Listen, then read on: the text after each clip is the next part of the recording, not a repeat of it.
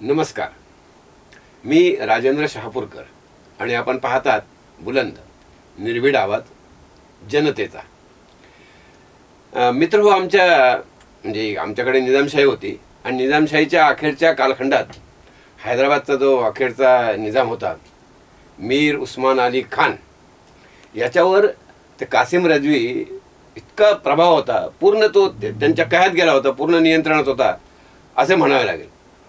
म्हणजे या निजामापेक्षा कासिम रजवीच जास्त चालायचं असा प्रकार होता.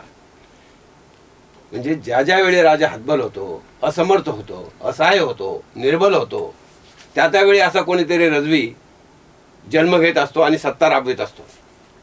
राजाचे राज्य खालसा करण्यासाठी फारसा वेळ लागत नाही या माणसाला. उभाठा म्हणजे उद्धव बाळासाहेब ठाकरे या पक्षात सध्या यापेक्षा काही वेगळे चित्र दिसत नाही हो. म्हणजे स्वतः पक्षप्रमुख स्वतःला म्हणून घेतात उद्धव ठाकरे साहेब, पण त्यांची परिस्थिती शेवटच्या निजामापेक्षा फारशी वेगळी असं काही म्हणता येत नाही. उद्धव ठाकरेंना खरं तर शिवसेना प्रमुख बाळासाहेब ठाकरे यांच्यासारखा समर्थ वारसा लाभलेला आहे. बाळासाहेब ठाकरे यांनी त्यांच्या हयातीमध्ये शिवसेनेचा कारभार कधी अन्य कुणाच्या हाती जाऊ दिला नाही. बाळासाहेबांची भूमिका हेच शिवसेनेचे धोरण होते. ज्येष्ठ नेते वामनराव महाडिक यांनी त्याचं वर्णन राजा बोले दल हाले असं एकदा केलं होतं. म्हणजे मी त्यांची मुलाखत घेतली होती तेव्हा. म्हणजे अगदी 78 पासून जर पाहिलं तर डॉक्टर हेमचंद्र गुप्ते, बंडू शिंगरे, छगन भुजबळ, गणेश नाईक, नारायण राणे आदी दिग्गज मंडळी पक्ष सोडून गेले. एकेकाळचे शिवसेना प्रमुखाच्या सहकारी स्थापनेमधले ते त्यांना सोडून गेले, बंड केले. पण साहेब डगमगले नाही. त्यांना त्यांच्या स्वतःच्या कर्तृत्वावर विश्वास होता. आणीबाणीला पाठिंबा दिल्यानंतर तर त्यांना जवळपास राजकारणामध्ये अस्पृश्यच ठरवण्यात आले होतं. पण त्यावरही साहेबांनी मात केली आणि स्वतःचा असा मुख्यमंत्री या राज्यावर बसवला. ते स्वतः नाही बसले खुर्चीवर. त्यामुळे कायम बाळासाहेबांसमोर मुख्यमंत्री असो का आणखीन कोणी मंत्री असो, त्याची खुर्ची छोटी वाटत राहिली. उद्धव ठाकरे नेमकं इथंच चुकले. म्हणजे त्यांना इतकं खुर्चीच्या मोहात पाडण्यात आलं आणि त्यासाठी जे काही घाणेरडं राजकारण करण्यात आलं ते ज्यांनी करून आणलं, घडवून आणलं, तर त्या एका मोहापायी त्यांचं आऊट घटकेची जी खुर्ची आहे ती तर गेलीच, पण हातातून पक्षसुद्धा निसटला. आणि एक अत्यंत विकृत मनोरुग्ण संजय राऊत सारखा कॅन्सर पीडित घाणेरडा त्यांच्या उरावर येऊन बसला. म्हणजे ओमफट स्वाहा करून आला त्यांच्या छातीवर बसून. अशीच सगळी परिस्थिती आहे. म्हणजे समाजवादी पक्षाचे आणि RJDच्या त्या 2 पोट्ट्या होत्या ना, त्यांनी सुद्धा लाजून चूर व्हावं अशी यांची भाषा. पत्रकार आहेत होय, संपादक आहेत, हे असे. उद्धवजींच्या पक्षाला उभाठाची अजून किती वाट लावणार आहेत हेच कळत नाही. अनेक बऱ्या वाईट प्रसंगातून उद्धवजी गेलेले आहेत. महाराष्ट्राच्या राजकारणात मतभेद असतातच. म्हणजे राजकारण म्हटलं तर मतभेद आहेत, विचाराचे संघर्ष आहेत, पण त्यावर धोरणावर टीका करणं हे ठीक आहे लोकशाहीमध्ये. पण अलीकडे हे फार वैयक्तिक हल्ले सुरू केलेत, अगदी शिवीगाळ सुरू केलेली आहे. म्हणजे उभाटाचे सर्वा जे आता संजय राऊत आहे त्यांची वक्तव्य जर पाहिली तर एखाद्या खानदानी दारुड्याने खचून पहिल्या धारेची ढोसून चौकात कपडे काढून येणाऱ्या जाणाऱ्याला शिवीगाळ करावी अशाच पद्धतीने सध्या चालू आहे. रोजच्या रोज चर्चेत राहण्यासाठी हा कोणता प्रकार आहे हेच काही कळत नाही. पण त्यामुळे उभाठाची जी अब्रू जात आहे हे मात्र नक्की. म्हणजे विरोधकांवर टीका करताना त्याला धोतर नेसता येत नाही, याला हे होता येत नाही, हा देश यांनी देश विकायला काढला, फलाण्याने तर अमुक आहे, तो तमुक आहे.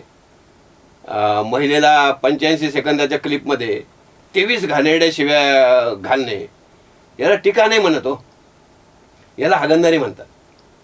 म्हणजे संजय राऊत खरं तर पत्रकार आहेत आणि यांची पत्रकार परिषद म्हणजे जणू काही एखादा राजकीय शो असतो, जिथं मुद्द्यापेक्षा उपरोधिक टोमणे आणि शिवराळ टीका हेच असतं. मग हेच खाले समाजात पेरलं जातं. जेव्हा त्यांचा नेताच असा बोलू लागतो, तेव्हा मग त्यांचे जे सोशल मीडियावाले समर्थक आहेत ते असे ट्रोलिंग सुरू करतात, इतक्या खालच्या पातळीवर जातात की बस रे बस. परिणामी राजकीय चर्चा मुद्द्यावरून व्यक्तीवर केंद्रित होते. म्हणजे बेरोजगारी, शेती, पायाभूत सुविधा, गुंतवणूक, शिक्षण आदी जे मूलभूत प्रश्न आहेत त्याच्याकडे सरळ सरळ दुर्लक्ष होतं, ते बाजूला पडतात. म्हणजे संजय राऊत हे खरं तर पत्रकार आहेत. त्यांच्याकडून संयमी, अभ्यासपूर्ण आणि अधिक जबाबदार वक्तव्याची अपेक्षा होती. पण ते जर वारंवार बेताल, बेलगाम भाषा वापरत असतील तर त्याचा तीव्र निषेध केला पाहिजे. म्हणजे तो निषेध जेवढा कराल तेवढा कमी आहे असं मला वाटतं. आता कालचंच पहा ना, आता मुंबईच्या महापौर रितू तावडे यांनी जेव्हा सांगितलं की त्या मुनींनी माझ्या आवाजासाठी मला ओंकार करायचा सांगितला आणि त्यामुळे माझा आवाज ठीक झाला, चांगला झाला, मोकळा झाला.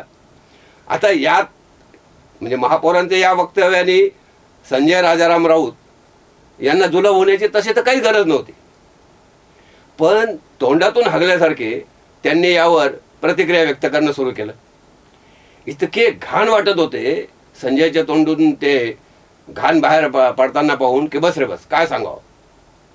म्हणजे छत्रपती शिवाजी महाराजांना आद्य दैवत मानणाऱ्या बाळासाहेबांच्या शिवसेनेत हे असे माकड कसं काय पैदा झालं याचं खरंच खूप वाईट वाटतं.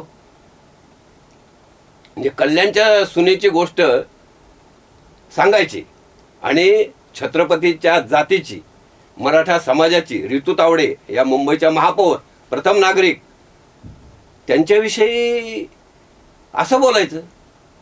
लाज वाटते हो संजय राजाराम राऊत तुमची. बाळासाहेब असते ना तर बांबू घातला असता भला मोठा. आता फार म्हणजे फार झालं. खरं म्हणजे बरे होते हे राऊत साहेब. कितीतरी वेळा भेटलेलो आहे मी त्यांना, बोललेलो आहे. राजकारणात गेल्यानंतर पत्रकाराचं असं माकड होत असेल तर ते राजकारण म्हणजे काय, त्याला हात जोडलेले बरे. म्हणजे आता ते पिसाळे की काय असं वाटू लागलेलं आहे. पण त्यांचं पिसाळे पण आता महाराष्ट्राच्या सभ्यतेला चावू लागलेलं आहे. त्यामुळे त्याचा बंदोबस्त आता केलाच पाहिजे. तर एक शेर आठवतो सर, दुख इस बात का नहीं है कि कुछ लोग कुत्ते निकलते हैं, दुख इस बात का है कि कुत्ते होकर भी वफादार नहीं निकलते. तर तुम्हाला काय वाटते कमेंट करा. व्हिडिओ आवडला असेल तर लाईक करा, शेअर करा, सबस्क्राईब करा. तूर्त इतकेच. धन्यवाद.